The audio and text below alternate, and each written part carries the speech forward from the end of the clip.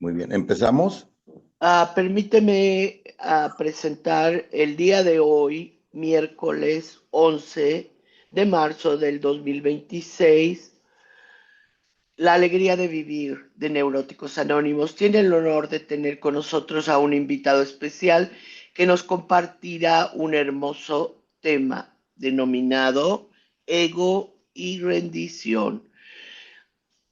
Álvaro de Alcohólicos Anónimos, muchas gracias por estar aquí y adelante con su compartimento. Gracias, yo me pongo en silencio, gracias. Gracias, Norma. Em, Buen día tengan todos ustedes. Como ya me presentaron, mi nombre es Álvaro, soy un alcohólico que gracias a la agrupación de Alcohólicos Anónimos y gracias a mi poder superior, el día de hoy yo no he bebido y ese es el asunto más trascendente de mi vida sobre el que parte todo lo demás. Sí, agradezco la invitación que me han hecho. Con mucho gusto lo hago, compartir siempre. Eh, Anoche me acosté un poquito tarde, tuve una reunión, soy padrino de un distrito aquí en Monterrey y se me hizo un poco tarde, sin embargo estaba con este pendiente de cumplir el compromiso que hice con ustedes y aquí estamos, gracias a Dios. Yo les comento, yo ya soy una persona, tengo mis años cronológicos y mis años en Alcohólicos Anónimos, que lo importante es que el día de hoy aquí estamos. Yo llegué, nada más como introducción, llegué a Alcohólicos Anónimos el 13 de mayo de 1977. Estoy por cumplir 49 años de haber llegado. Entonces, para que tengan una idea, tal vez la voz a veces no refleja la edad y eso no es tan importante, además.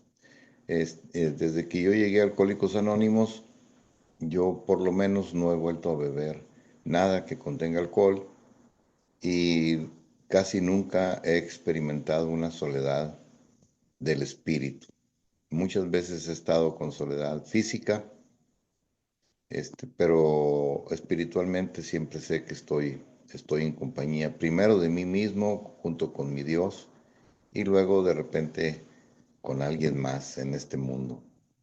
Eh, Soy padre de tres hijos, eh, estoy por cumplir 70 años de edad también y en mi última etapa con Alcohólicos Anónimos, he tenido mucha actividad, me han invitado mucho y bueno, acostumbrado desde aquellos años a nunca decir que no a una invitación de ustedes.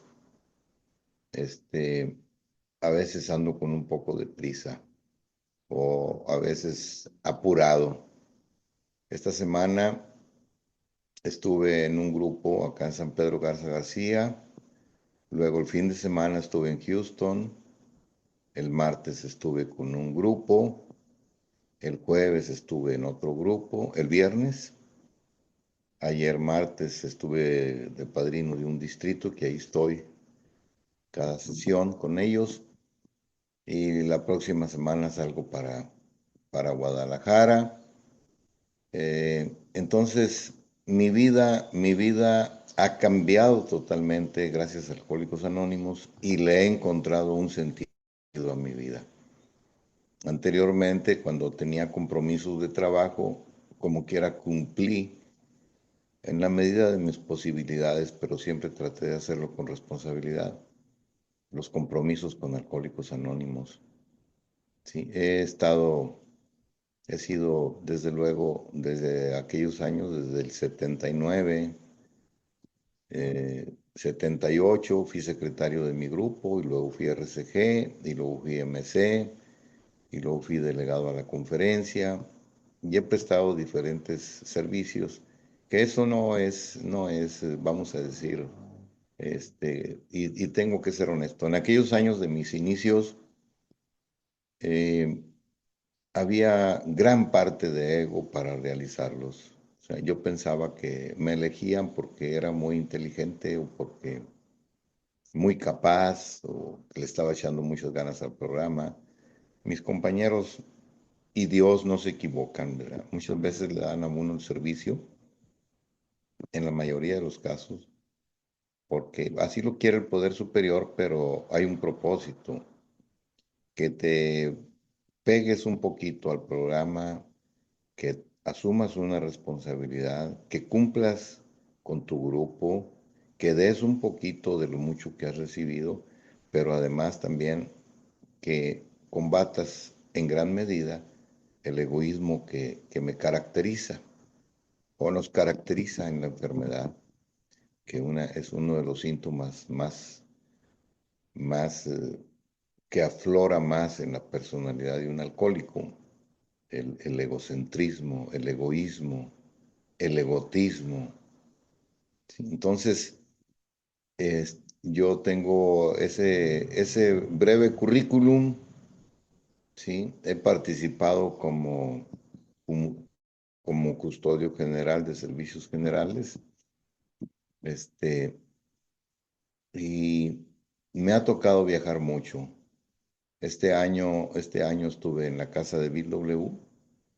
El año pasado estuve en la casa del doctor Bob, increíblemente, en Akron, en Nueva York, visitando todos los lugares emblemáticos de los inicios de Alcohólicos Anónimos.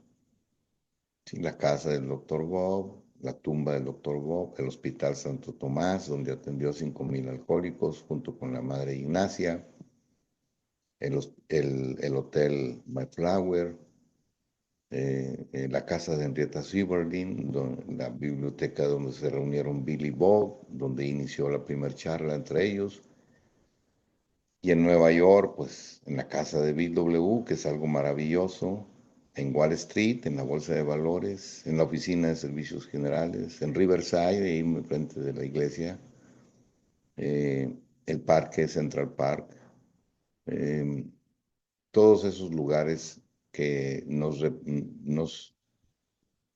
a menos a mí me interesan mucho porque todavía se percibe, se percibe, se percibe el espíritu, el espíritu de nuestros cofundadores, por una parte, y el otro, cómo Dios fue armando las piezas de este rompecabezas del cual hoy disfrutamos en gran medida.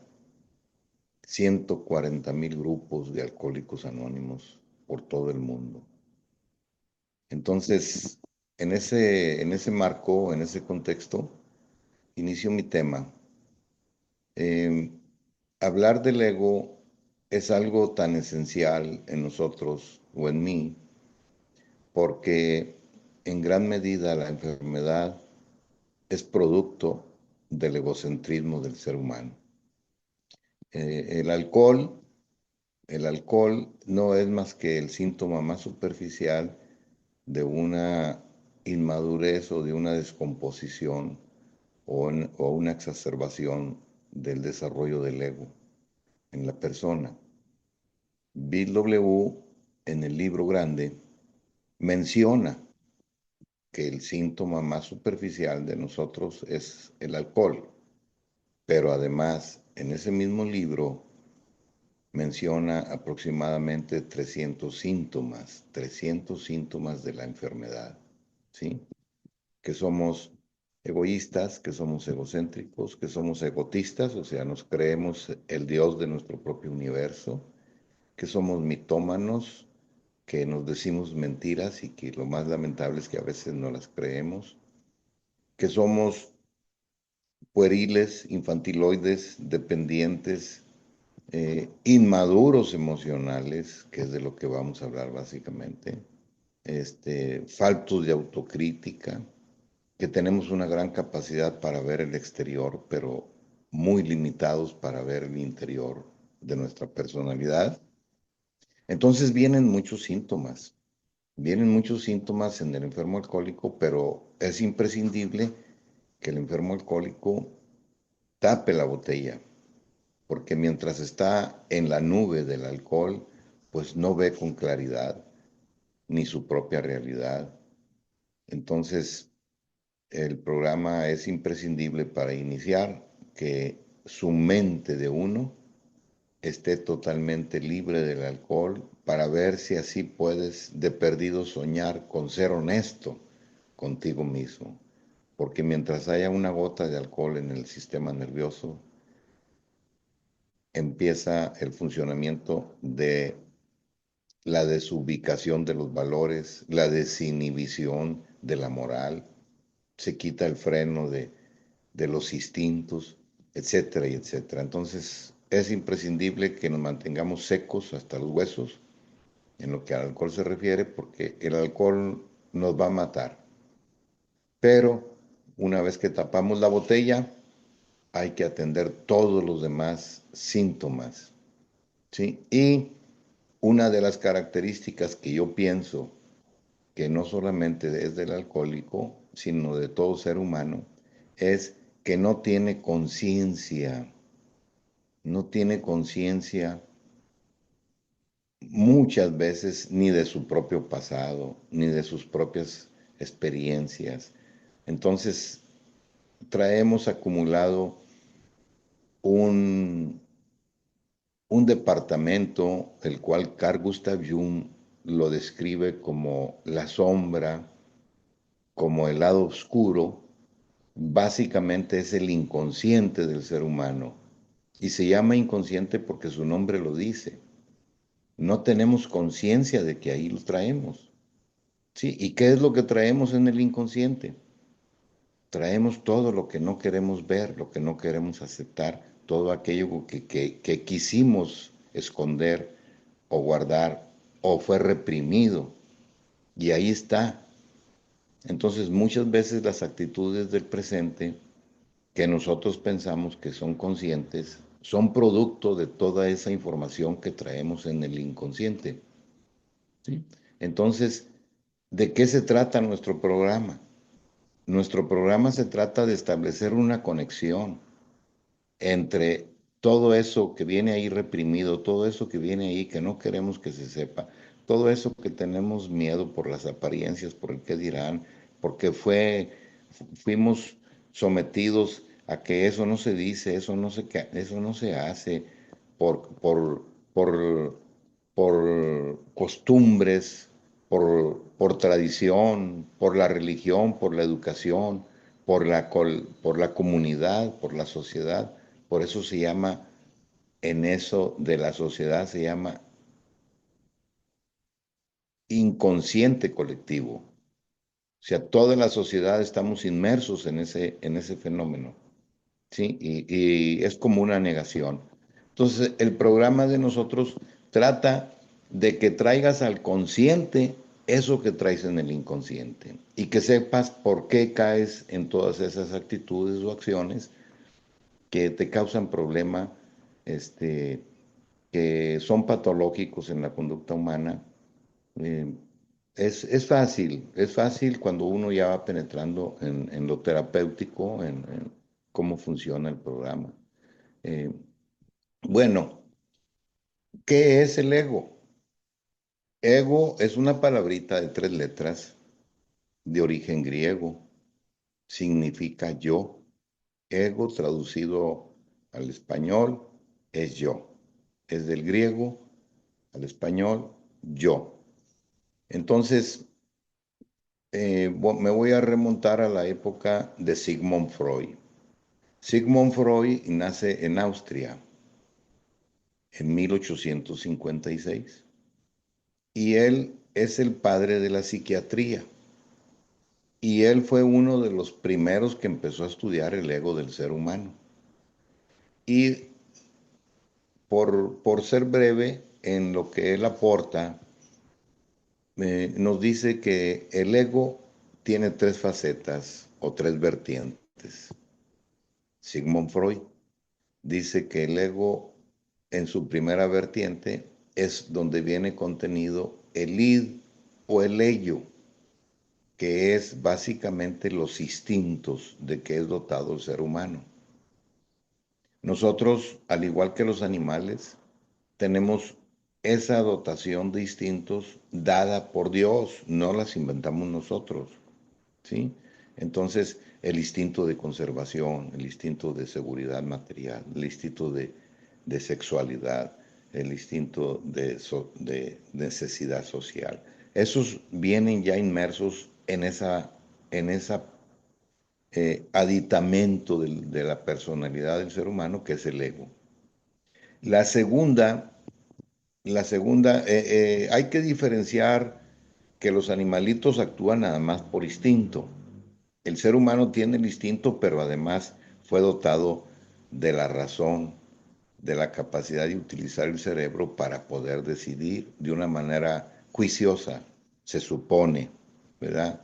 Pues por ejemplo, un perrito tiene un instinto de conservación como lo tenemos nosotros, percibe el olor de una perrita en celo y el perrito no se va a fijar si está en medio de la calle, si lo están viendo otros, si no, el perrito por instinto va y se aparea con la perrita, ¿verdad? Y el ser humano se supone que no. Le dan ganas, percibe que quiere una dama, la dama también quiere, pero hay costumbres, hay tradiciones, hay leyes, hay una serie de cuestiones que te hacen que tengas un cierto comportamiento juicioso, racional, ¿verdad? Entonces, esa es una diferencia entre el animal y el hombre, y esa es en la primer vertiente del ego en el hombre, el instinto. Pero luego viene la segunda parte del ego, que se llama el superego. El superego es precisamente la personalidad del ser humano modelada por todos esos detalles, por la ética, por la moral, por las tradiciones, por las costumbres, y es moderado, es frenado el instinto, vamos a decir. Ese es el superego del cual habla Sigmund Freud. Pero viene otra tercera faceta, que es el ego en sí, que quiere decir que tú eres único, eres auténtico, eres genuino, no hay dos iguales, ¿sí? En el mundo habemos 8.000 millones de seres humanos y no hay dos iguales, es maravilloso. Ese es el ego, o sea, el ego en su más simple presentación, ¿sí? Todos tenemos una individualidad, todos tenemos una personalidad y eso es el ego. Eso es la definición que Sigmund Freud da con respecto al ego. Posteriormente, ustedes saben que en Suiza nació otro personaje que fue Carl Gustav Jung. Carl Gustav Jung nace en 1871, 1872, era 16 años menor que Sigmund Freud y fue correligionario de Sigmund Freud. Entre los dos fueron los fundadores del psicoanálisis. Sí, el psicoanálisis, luego enseguida vamos a hablar de él. Pero antes de hablar de Carl Gustav Jung, eh, vamos a hablar de otro personaje, ¿sí? Ya ahí hablamos del creador de la psiquiatría, que es Sigmund Freud, pero luego el padre de la psicología moderna norteamericana, William James, nace en Nueva York en 1845. Era un poco mayor que Sigmund Freud, 11 años. Y William James estudiaba, así como Sigmund Freud estudiaba los trastornos de la personalidad, William James estudiaba la conducta del ser humano, que es la psicología. ¿Sí? La psicología estudia la conducta del ser humano. Entonces, William James trató a muchos alcohólicos y William James da conferencias en Harvard y en Edimburgo en 1902 y escribe un documento muy interesante que tiene mucho que ver con Alcohólicos Anónimos. Escribió un libro que se llama Las variedades de la experiencia religiosa. No tengo la precisión, pero me da la impresión de que ese libro fue leído por Silworth, el neurólogo que trató a Bill W. en el hospital Charles B. Towns. Pero ¿qué dicen esas conferencias de William James? William James es muy profundo en sus conceptos, ¿sí? El libro está de muy buen nivel, pero en lo que se relaciona a nosotros, estamos hablando de 1902, no había nacido Alcohólicos Anónimos. Alcohólicos Anónimos nace en 1935 y los conceptos que tenía William James eran fabulosos. Él había tratado a miles de alcohólicos y él dice en su libro, que todo ser humano tiene una relación con Dios, así sea para negarlo. O sea, él hablaba de que los ateos también tienen una relación con Dios. A veces tienen más relación los ateos que los que nos decimos creyentes. Y segunda, no se requiere de una estructura eclesiástica o de una jerarquía para acceder a una comunicación con Dios. Y tercera, todas las relaciones son diferentes, son únicas. De ahí que influyó mucho para ese concepto que es el más lapidario, el más profundo de todo el libro de Alcohólicos Anónimos, que increíblemente lo infundieron los ateos a Bill W. cuando le dicen que él está hablando mucho en el libro de su Dios, de su despertar espiritual, etcétera, y etcétera. Y Bill les pregunta, bueno, pues ¿qué piensan ustedes o qué sugieren? Pues tú quieres llegar con este programa a todos los alcohólicos, judíos, budistas, maometanos, cristianos, católicos, ateos. Sí, dijo Bill, yo quiero llegar a todos. Bueno, pues no cierres la puerta, déjala totalmente abierta. Entonces, ¿qué sugieren ustedes con eso que estoy yo escribiendo ahí? Pues ponle un Dios como tú lo concibas. Fueron los ateos los que dieron esa frase contundente, ¿verdad? Que quizás es la más importante de todo el libro, de todo el programa. Bueno, William James dice que él ha visto recuperarse algunos alcohólicos que reúnen ciertas características.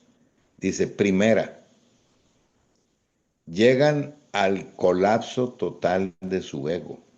¿Sí? Cuando ya dicen que no puedo, que ya es lo último, que es lo más bajo a lo que han llegado, etcétera, etcétera, se derrotan y es un síntoma de que pueden llegar a tener una recuperación.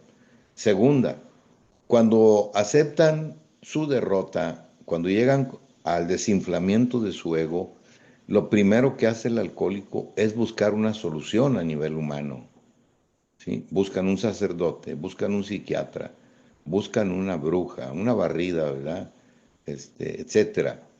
Y no funcionó.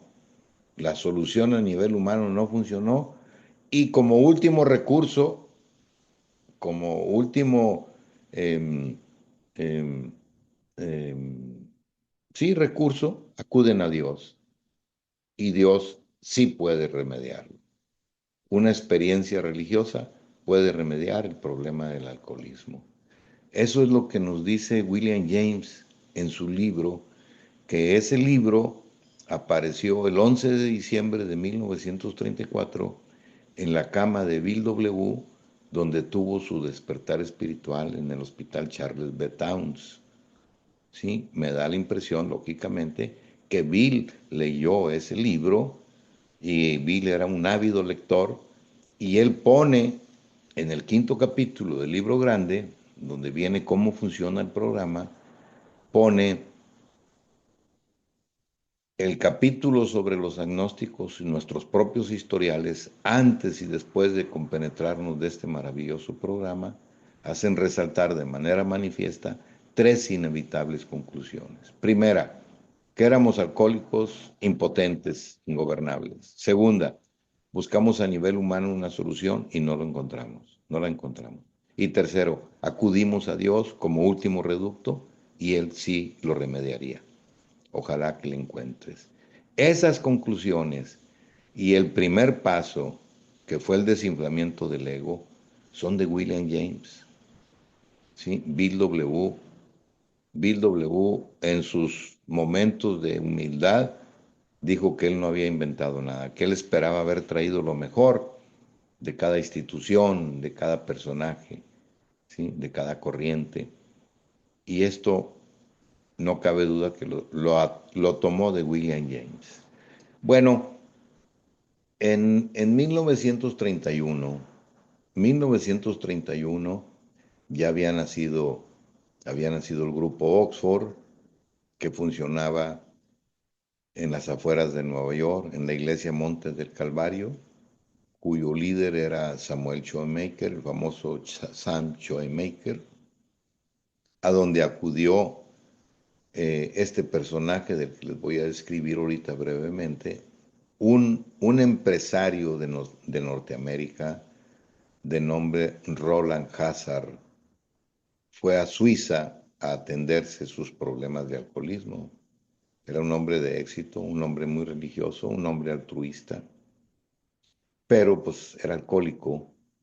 Entonces fue a tratarse y empieza con Carl Gustav Jung, aquel correligionario o alumno de Sigmund Freud, que era psiquiatra también, que estudiaba los trastornos de la personalidad. Y había una gran diferencia entre Carl Gustav Jung y Sigmund Freud. Sigmund Freud le daba una explicación a todas las problemáticas existenciales de relaciones con la materia, con lo material, de cuestiones del sexo, traumas sexuales, cosas reprimidas, etcétera, etcétera, y todo lo relacionaba con el sexo, inclusive de las relaciones de los hijos con los padres, donde se acuña el concepto de, de eh, el hijo que se enamora de la madre o de la hija que se enamora del padre, ¿verdad? Este, eh, que causa muchos traumas en la existencia, etcétera, y problemas. Entonces, Edipo Rey y Electra son las dos concepciones. Una es para el hombre que se enamora de su madre, Edipo, y otra es para la hija que se enamora de su padre, Electra. Entonces, Carl Gustav Jung le daba un sesgo espiritual a sus prescripciones terapéuticas. Él cuando analizaba un caso, lo veía desde el punto de vista de su relación con Dios. ¿Sí? Sigmund Freud era ateo y Carl Gustav Jung era un ferviente creyente de la mano de Dios. Entonces, increíblemente, ellos dos fueron los creadores del psicoanálisis, que es en gran medida el sustento de nuestro cuarto paso de Alcohólicos Anónimos. ¿Sí? Hacer un inventario moral de nosotros mismos. Entonces, ¿qué pasa con Roland Hazard en 1931? Va a Europa, a Suiza, se trata con Carl Gustav Jung y deja de beber, piensa que encontró los resortes que lo impulsaban a beber, todas aquellas cuestiones, traumas complejos, resentimientos, soledad, desamor, qué sé yo, de la infancia, en las relaciones con los padres principalmente, y cree que encontró ya dónde radicaba el impulso de su enfermedad y deja de beber, entonces se viene otra vez a Norteamérica, pero al poco tiempo vuelve a beber. Y en ese tiempo que vuelve a beber, se vuelve a Europa y le dice a Carl Gustav Jung, volví a beber. Y Carl Gustav Jung, de una manera lapidaria, contundente, le dice, mire mi estimado, usted tiene una enfermedad, ¿sí? Usted está desahuciado, la ciencia ya hizo por usted todo lo que se pudo, pero yo no comprendo con precisión que usted, teniendo una enfermedad cuyo veneno es el alcohol, eh, el concepto de alcohol es spiritum, la raíz etimológica de alcohol es spiritum, y usted tiene una lucha en su interior de su alma entre lo espirituoso del alcohol y el espíritu de su alma, y siempre se sobrepone lo espirituoso del alcohol. Y le dice Roland Hazard, pero el caso mío, usted me dice que estoy desahuciado, ¿sí? No hay solución para su problemática. Y dice Roland Hazard, sentí que cerró la puerta del infierno y yo me quedé adentro. Pero le pregunta, ¿no hay excepciones? Dijo, bueno, hay un que otro caso, muy contados, muy pocos casos, con la ayuda de la religión, con el principio del amor de la religión, la buena moral, las buenas costumbres. Eso puede ayudarle y se han dado casos muy esporádicos en donde se logra la recuperación. Y le dice, el, el deseo vehemente que tiene usted de beber alcohol es una urgencia que tiene de tener un contacto con Dios. ¿Sí? El alcohol es una bebida espirituosa.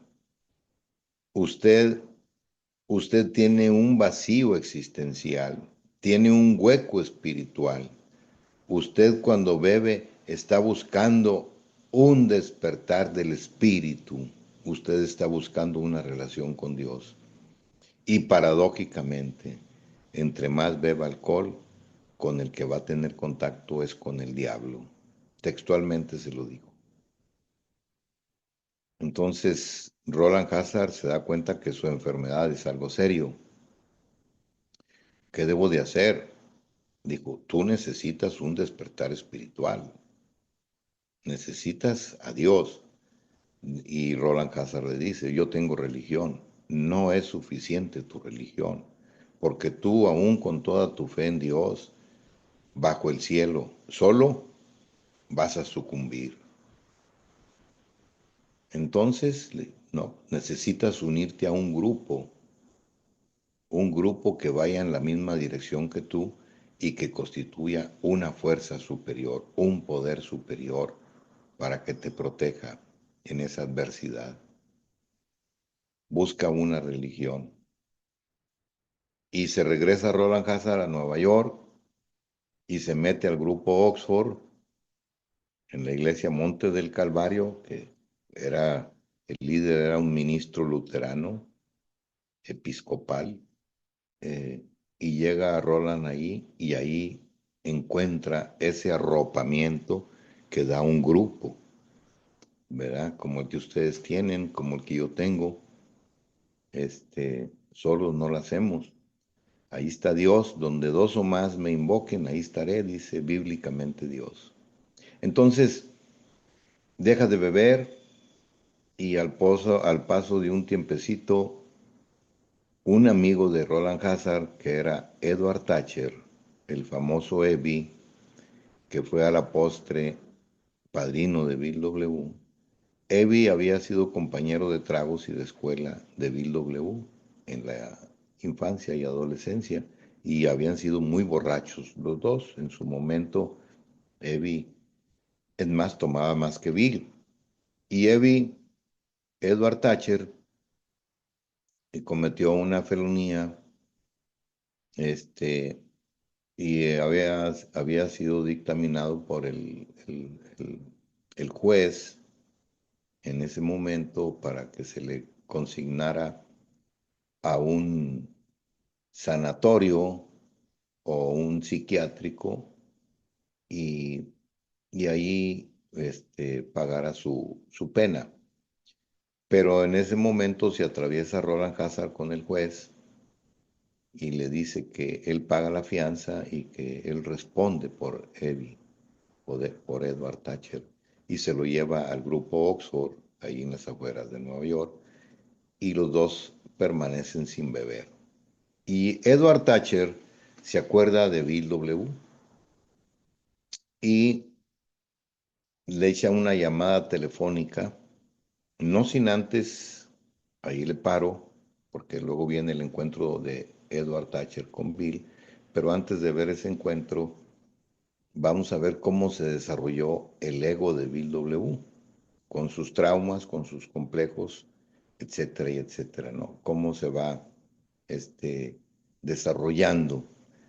No está de más decirles que en una noche de amor, un hombre y una mujer, el hombre eyacula millones de espermatozoides y la mujer tiene en su ovario 200,000 óvulos, de los cuales madura uno cada 28 días. Entonces, en una relación de amor, si hay la humedad propicia y la temperatura, los espermatozoides duran 72 horas vivos. Y si en esas 72 horas madura un óvulo que baja a través de la trompa de falopio, puede ser fertilizado ese óvulo por el espermatozoide más fuerte, el más inteligente. Se supone que es el más fuerte. Llega y penetra el óvulo, lo fertiliza y se inicia la vida. Increíblemente en esas dos células microscópicas va contenida toda la información por generaciones, ancestral. Ahí va el color de los ojos, el pelo, la estatura. Ahí va inclusive el inconsciente colectivo, todo lo que la sociedad ha imbuido en las personas que van a ser los padres, los progenitores. Ahí va toda la genética, toda la herencia. Entonces se empieza a desarrollar la vida, las uñas, los ojos, el cerebro, 100,000 millones de neuronas, 100,000 millones de neuronas y 100,000 millones de interrelaciones entre ellas para la memoria, para la inteligencia, para ver, para escuchar, para el gusto, para el tacto. Es maravilloso lo que está sucediendo ahí, lo que se está desarrollando en el vientre de las benditas mujeres, nuestras madres, nuestras esposas. Se va gestando y se va desarrollando y se va haciendo ese ser tan perfecto que Dios ha creado, porque es obra de Él. ¿Quién puede hacer eso? Nomás Él. Entonces, ahí está el niño, va creciendo, se va desarrollando, tiene, tiene todo, está protegido, es el rey ahí adentro, es omnipotente, omnipresente, recibe el alimento, ni siquiera tiene que masticar, lo recibe por el cordón umbilical. Ahí su madre le da de comer, le da su alimento, su sustento. Y eso va desarrollando su ego. Se siente importante, se siente el centro, se siente, etcétera. A los 9 meses nace y al salir al mundo tiene 3 o 4 características distintivas. Quiere comandar el mundo en donde él vive, llamar la atención, ¿sí? Quiere ser el centro. Es egoísta, no quiere compartir ni su biberón, ni sus juguetes, ni a su mamá. Quiere las cosas rápido y además tiene mucho miedo a la frustración. A un niño díganle que no y se tira al suelo, llora, patalea, se vomita, se orina, ¿sí? Entonces, esas son características del niño. Se está desarrollando y es parte del instinto que Dios le ha dado para que sobreviva, para preservar la especie. Y ese es el desarrollo del ego. Ahí se está desarrollando el ego, ¿sí? Y puede llegar a los 12 años, a los 15, a los 20, ¿sí? y llega al desarrollo pleno. Pero un individuo que tiene 40 o 60 años o más y que sigue teniendo esas características, que quiere ser el centro, que es egoísta, que quiere comandar, que se frustra mucho cuando las cosas no suceden como él quiere, ese ser humano se va a convertir en un inmaduro emocional. Y todos los alcohólicos somos inmaduros emocionales. Todos, todos tenemos esas características. Nos hemos llevado las características de la infancia, nos las hemos llevado a la edad adulta. Y todavía de viejos andamos buscando que nuestra mamá nos resuelva nuestros problemas, que nuestra esposa nos lleve el atole a la cama o que nos ponga los calcetines, o etcétera. O un cambio de temperatura, no lo puede manejar. Es inmaduro emocional el alcohólico. Es una de las características más distintivas. Y dice Harry Tiebout, que es otro psiquiatra que fue el que atendió a Bill W., eh, que todos los alcohólicos tenemos esas características, que somos unos niños con cuerpos de hombres, ¿sí? Increíblemente, hagan de cuenta con todo respeto, guardando la proporción, como Chabelo, el del programa, que en paz descanse. Está muy grandote y lo ves tú y se impone, pues, pero anda con shorts y habla como niño. Así es el alcohólico. Tiene un comportamiento infantiloide, pueril, inmaduro emocional. Bueno, Bill W. nace el 26 de noviembre de 1895 y nace increíblemente en la cantina de un hotel. El hotel era propiedad de sus abuelos. Su madre se llamaba Emily Griffith, una maestra que tocaba el piano y era poetisa. Y eh, se estaba desangrando la mamá y Bill nació frío, descolorido, depresivo. Su madre lo toma, estamos hablando de 1895, lo acerca a su pecho, le da calor y sobreviven los dos. A los 11 años de edad, Bill, lógicamente, su padre, Gilman Wilson, era un gerente de las minas cantereras de mármol en East Dorset, en Vermont. Y su ídolo, su dios, era su padre. Y entonces, eh, su padre le dice un día, acompáñame, vamos a la mina para que veas de dónde extraigo el mármol y cómo trabajo yo ahí. El papá de Bill era el creador de muchos de los monumentos que están en el Congreso de Estados Unidos, de mármol. Este, y camino a la mina, su padre le va diciendo, mira Bill, la luna, el sol, las estrellas, Alfa, Centauro, Omega, le daba el nombre de las estrellas. Era un hombre muy culto. Estas montañas, este país, todo te pertenece, tú formas parte de él. Y Bill ve a su padre y ve en retrospectiva una cadena de eslabones en donde él es un eslabón más, se siente unido, aceptado, forma parte. Y vienen y llegan a su casa y hay una gran discusión entre su papá y su mamá. Bill escucha la discusión y para variar, la que ganó la discusión fue la mamá. En la mañana siguiente, su mamá se lleva a Suez, la hermana de Bill, y a Bill a un lago que se llama Esmeralda. Ahí en la casa de Bill están las fotos de ese lago. Y su madre les dice, su padre se fue y no va a volver. Imagínense lo que causa, el trauma que causa en ese niño esa noticia. Pero además de ello, Bill tenía sentimientos de culpa porque ya había escuchado a su madre hablar con el abogado sobre el divorcio y nunca tuvo el valor de decírselo a su padre. Entonces él tenía sentimientos de culpa. Tenía depresión y tenía sentimientos de culpa. 4 años no se lo comentó a nadie. Pero en ese tiempo que su padre fue desalojado, corrido de su casa, su madre también se fue a estudiar a Boston y lo dejan solo a los 11 años. Entonces ese niño tuvo que partirse el alma y abrirse camino en el mundo prácticamente sin sus padres. Y su abuelo entró al rescate, Fayette, un hombre de origen irlandés y francés.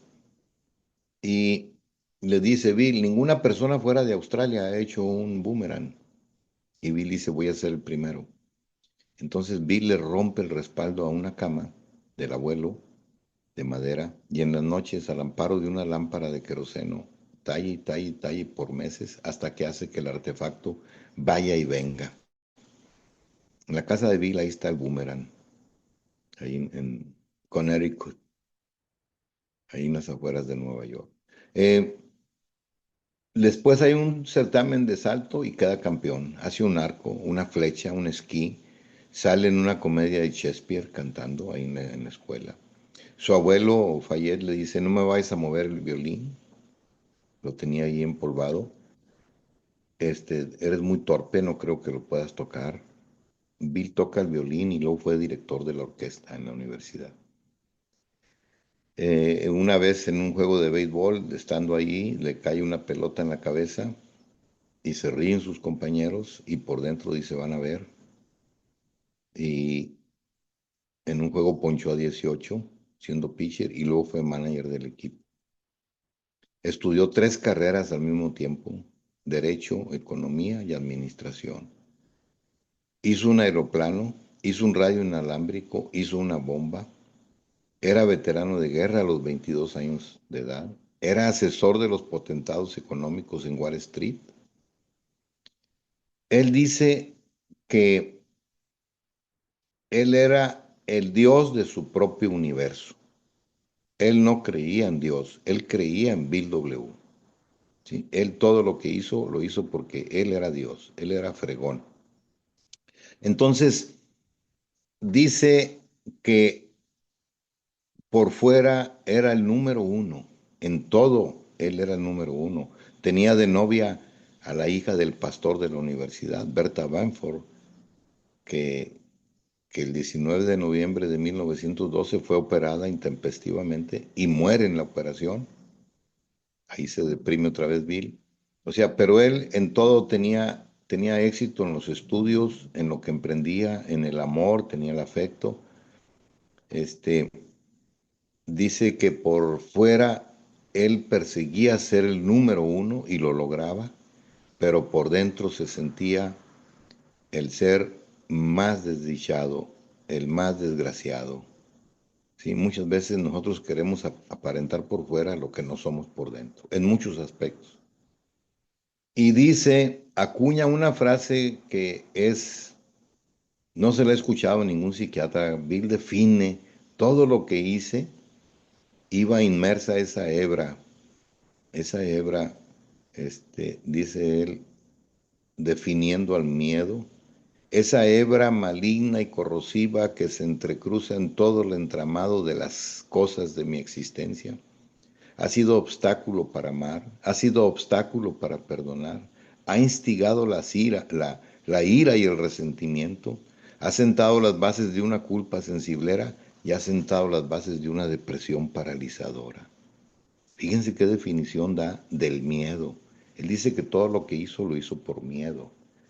Miedo a quedar solo, miedo a andar descalzo, miedo a no tener que comer, miedo a ser rechazado. Todo eso él lo proyectaba siendo el número uno.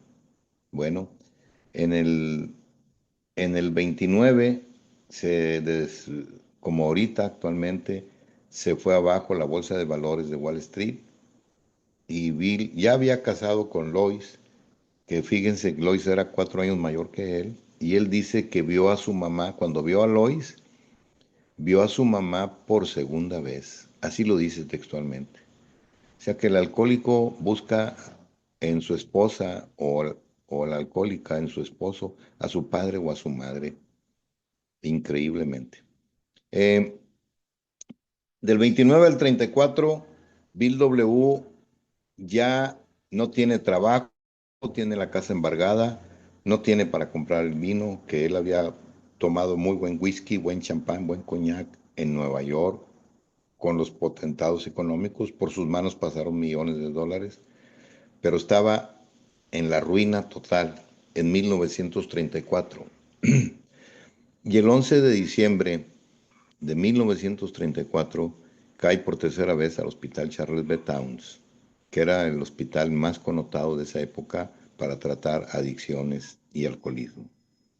Y ya sé que voy sobre el tiempo, pero quiero que me regales 5 minutitos para redondear esto, ¿sí? Y Bill W.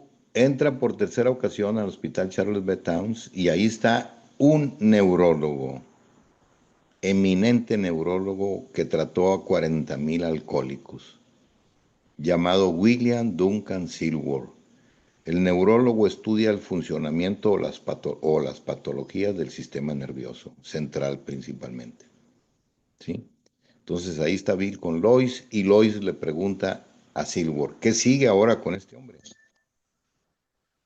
Este, ¿Qué sigue con este hombre? Está entrando una llamada, porque estoy con mi teléfono, pero no la voy a contestar. Y y le dice, tiene un enrevecimiento muy considerable en su sistema nervioso central. Es irreversible el daño, es necesario que lo ponga en un sanatorio, lo mismo que es un psiquiátrico, o le doy también además un año de vida. Y eso lo escucha Bill y su ego, que era mucho, Bill tenía el ego muy desarrollado, ¿sí? Bill era Dios, Bill no creía en Dios. Todas esas experiencias que vivió él fue para desarrollar su ego, como lo hablamos en un principio. Entonces, el doctorcito voltea a Bill y ahí está Bill amarrado con camisa de fuerza. Y le dice, mire mi estimado, usted es el primero que acuña esa frase, el doctor Silver. Usted tiene una enfermedad. ¿Verdad que su veneno es el alcohol e increíblemente al contacto con una gota de alcohol, su sistema nervioso tiene una reacción, tiene una alergia, ¿sí? Que le desata un deseo imperioso por seguir bebiendo? ¿Verdad que se le calientan las orejas con el primer trago? Sí. Se le ponen rojos los cachetes, claro. Le da vueltas el techo, sí. Se le olvida cómo llega a su casa, sí. Se orina, se mea, sí. Se vomita, sí. Se le olvida cómo llegó a su casa y ve elefantes volando, ¿verdad? Sí. Llega aquí y lo tengo con camisa de fuerza aquí amarrado, con sus delirium tremens, ¿sí?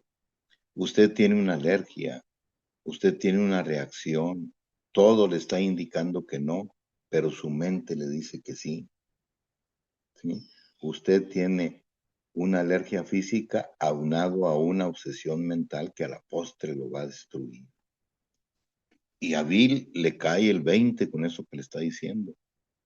Y le pregunta, porque no, su ego no le permitía derrotarse. Dijo, ¿qué necesito para salir? Usted necesita un cambio psíquico, ¿sí? William James dijo una experiencia religiosa. Carl Gustav Jung le dijo a Roland Hazard un despertar espiritual. Silver le estaba diciendo a Bill, ¿sí? O sea, un psiquiatra, un psicólogo, ahora un neurólogo, le iba a decir a Bill, usted necesita un cambio psíquico, o sea, un cambio en su sistema nervioso, en su estructura mental. Y le dice Bill, ¿cómo un cambio psíquico? Le dice, mire, usted es muy inteligente, usted tiene mucha fuerza de voluntad, todo lo que usted ha hecho es algo maravilloso, Pero ¿qué ha podido hacer con el divorcio de sus padres? No, pues nada. ¿Qué pudo hacer con la muerte de su novia? No, pues nada. ¿Qué pudo hacer cuando se desplomó la bolsa de valores de Wall Street? Nada. ¿Qué pudo hacer con su alcoholismo? Mire cómo está. No, tampoco ha podido hacer nada.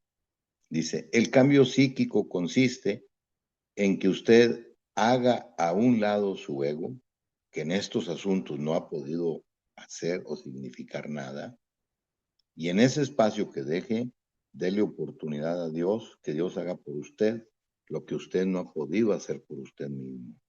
Y ahí llega la rendición de Bill, de su ego, que es el título del tema, ego y rendición. Todavía con su racionalismo, Bill dice, si existes, manifiéstate. O sea, tenía reserva. Y de ahí el hecho trascendente de que se ilumina el cuarto, de que percibe un aroma que no era aire ni de oxígeno, era un aroma de espíritu, era un aire de espíritu. Siente que muere a esa vida pasada y que es un hombre nuevo que acaba de nacer. Pero además tiene una visión que Dios le dice, no vas a volver a beber, porque este no es asunto tuyo, es asunto mío. Nada más te voy a encargar que le pases este mensaje a todos los borrachos del mundo. Ve Bill una cadena interminable de un borracho ayudando a otro borracho. Y eso lo persigue hasta las postrimerías de su vida, hasta su muerte. ¿Sí? Bill, como consecuencia de ello, todavía le dice a Silver, fíjate que me pasó esto. Le dice, no estaré alucinando. Y Silver le dijo, no, señor, se dan un que otro caso de esta naturaleza y son reales. Agárrese de eso, está mejor que lo que traía. No racionalice, usted no tiene esa capacidad. ¿Sí? Agárrese de eso. Es increíble cómo los científicos de de la mente, de, del, de la conducta humana y del estudio del cerebro, los tres hayan dicho lo mismo en diferente etapa con respecto al alcoholismo. O sea, es Dios, no hay más, ¿sí? Tú como ser humano estás limitado. Bueno, Bill deja de beber, ustedes saben, escribe el libro, se hace el grupo de Akron, le pasa el mensaje a Bob, en la casa de Henrietta. Actualmente somos 140,000 grupos. El libro nomás en inglés se ha editado más de 40 millones de copias. Está traducido a 72 idiomas. Es uno de los 88 libros que dio forma a América. Bill W. está considerado por la revista Time como uno de los 100 líderes del siglo XX y por Aldo Huxley, mejor novelista inglés, como el arquitecto social del siglo XX. Y el libro que él escribió, que no lo compraban ni los alcohólicos de aquel tiempo, que valía $3.50, es el segundo libro en circulación en el planeta después de la Biblia. Entonces, es increíble lo que él hizo con su ego y luego con una cierta humildad, dependiendo de un poder superior, ¿sí?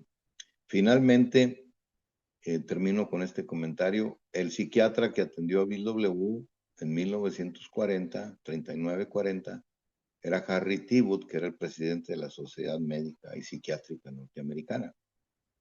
Él dice, hay un documento que él escribe que se llama Ego y Rendición, y precisamente de ahí agarro yo el nombre de esto que estoy platicando, ego y rendición. Él dice que el ser humano, mientras no, el alcohólico, mientras no desinfle su ego, no hay posibilidad.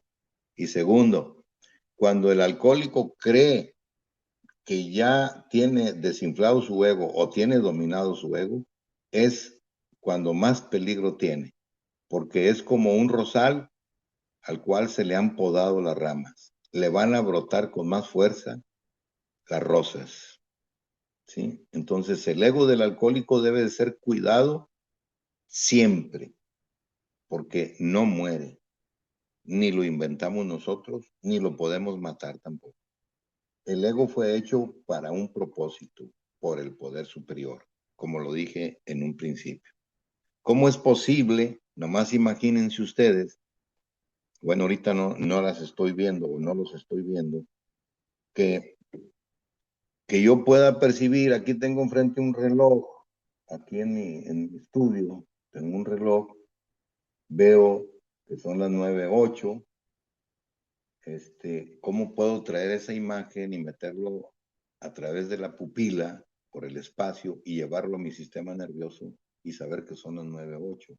O yo escuchar lo que ustedes hablan a través de la vibración sonora en el medio ambiente y que llegue esas ondas sonoras a través de mi aparato auditivo, donde están 3 milimétricos microscópicos huesos, el yunque, el martillo, el tímpano, y que vibren y lleven esa vibración al cerebro y que me digan o me vayan a decir al ratito lo que ustedes están preguntando y yo les pueda contestar. Fíjense nada más lo maravilloso que hace el poder superior con nosotros para luego nosotros despilfarrar las neuronas o andarlas matando a lo tonto, o utilizando esas capacidades en hechos detestables. Bueno, creo que hemos platicado ya bastante. Me voy a quedar ahora a escucharlos a ustedes, sus preguntas, y trataré de contestarlas. Gracias. Muchas gracias, gracias al invitado Álvaro. Muchas gracias, Álvaro. Muy interesante todo lo que nos expuso. Gracias. Favor de para grabación.